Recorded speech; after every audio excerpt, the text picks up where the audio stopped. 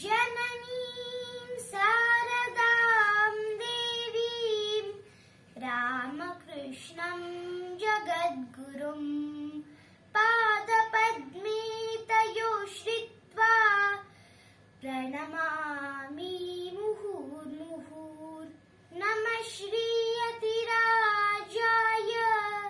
विवेकानन्दसूरये सच्चित्सुखस्वरूपाय स्वामिने तापहारिणे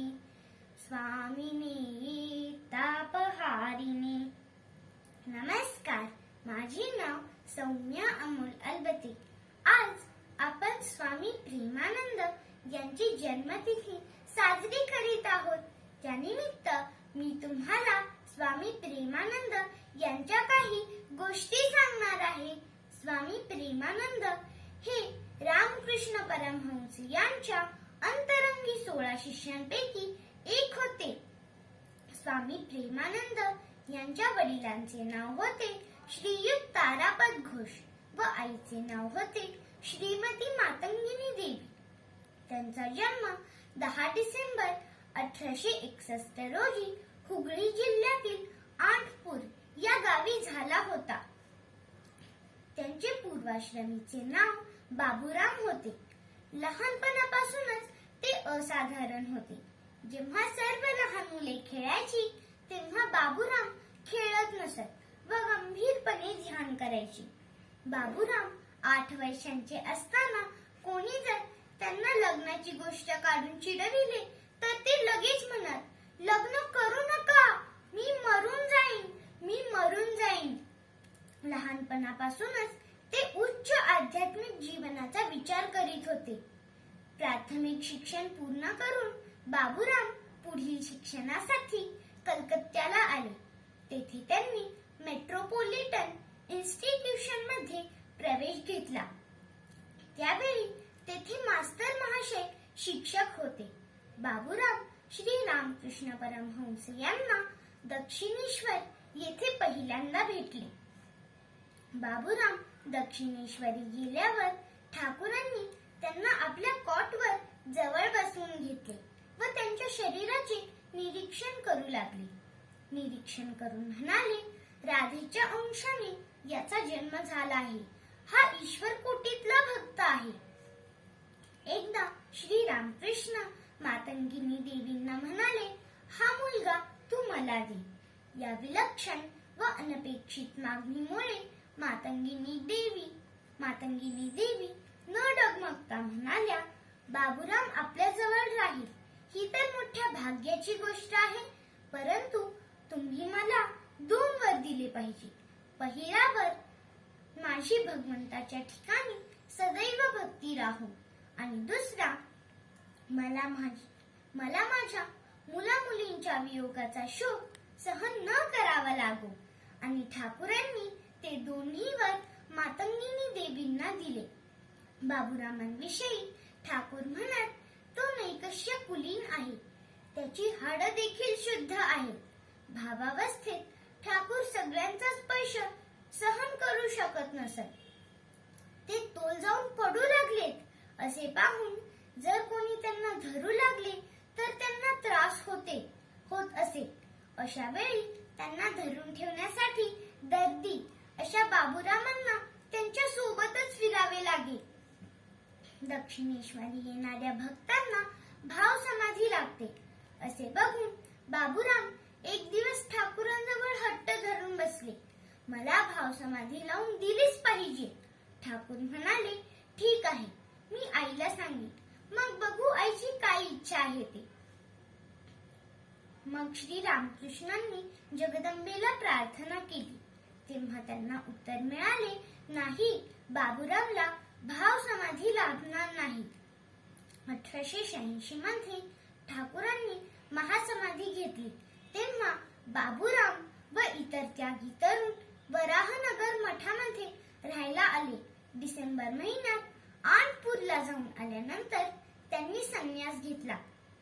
संन्यास घेण्याच्या वेळी ठाकूरांची वाणी आठवून बाबूरामांचे नाव स्वामी प्रेमानंद ठेवण्यात आले. स्वामी प्रेमानंद संन्यास घेतल्यानंतर स्वामी प्रेमानंद काशी, वृंदावन तीर्थस्थळी जाऊन आले. 1897 मध्ये स्वामी विवेकानंद भारतात परत येत असल्याची बातमी आली. त्यांच्या स्वागतासाठी स्वामी प्रेमानंद यांनी कलकत्त्याला जायचे ठरविले. वर्धमानला पोहोचल्यावर माताजींचे दर्शन घेण्याची तीव्र इच्छा झाली, म्हणून ते जयराम बाटीला निघाले. जाताना त्यांना एका तळ्यामध्ये खूप कमळ फुले दिसली.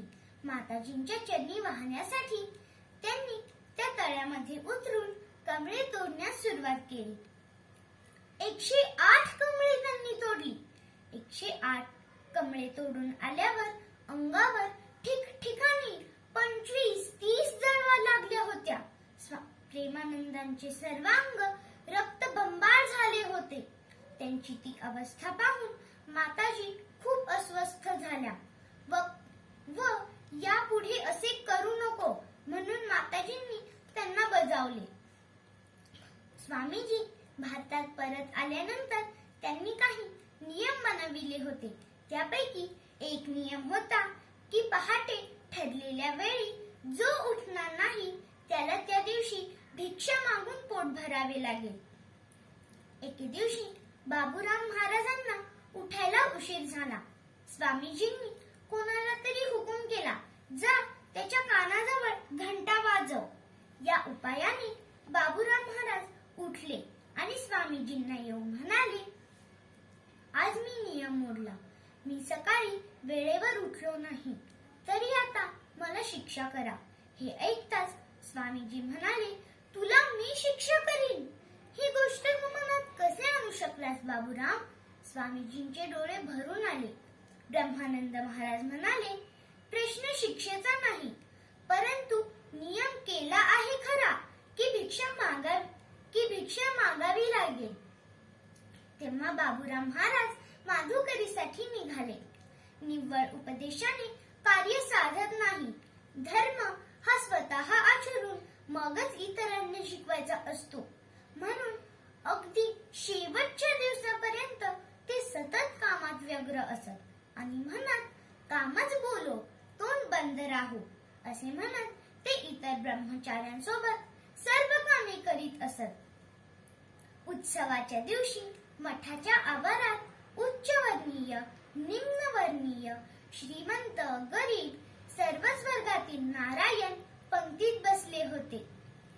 खिचडी वाढण्यात येत होती. एका पंक्तीतून वारंवार खिचडी वाढा असा आवाज येत होता. हे पाहून बाबूराम महाराजांनी वाढणाऱ्याला विचारले, तू काय पूर्वी कधी वाड्याचं काम केलं नाहीस? ते म्हणाले, मी पुन्हा वाढतो, पण त्यांना पुरतच नाही. प्रेमानंदांनी पाहिले की पंक्तीतले सर्व लोक गरीब होते. ते म्हणाले, त्यांना आयुष्यात किती वेळा पोटभर जेवायला मिळत असेल? त्यांच्या पोटात तर नेहमीच भुकेची आग पेटलेली असते. जा त्यांच्या पानामध्ये संपूर्ण बादली भर खिचडी ओत. त्यांना ठाकूरांचा प्रसाद पोटभर खाऊ दे. हे बोलता बोलता त्यांचा गळा दाटून आला व डोळ्यातून अश्रू ओघळू लागले. स्वामी प्रेमानंद काळा आजाराने आजारी पडले व 30 जुलै 1918 रोजी त्यांनी आपला देह ठेवला. स्वामी प्रेमानंद प्रेमाचा बाजार सोडून निघून गेले. ही भयंकर वार्ता सगळीकडे पसरली.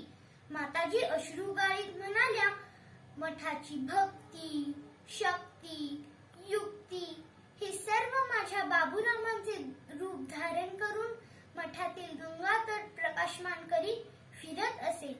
हाय, ठाकूर त्यालाही घेऊन गेले.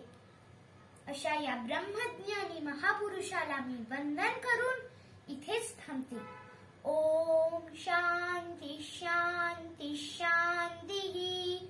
हरि ओम तत्सत.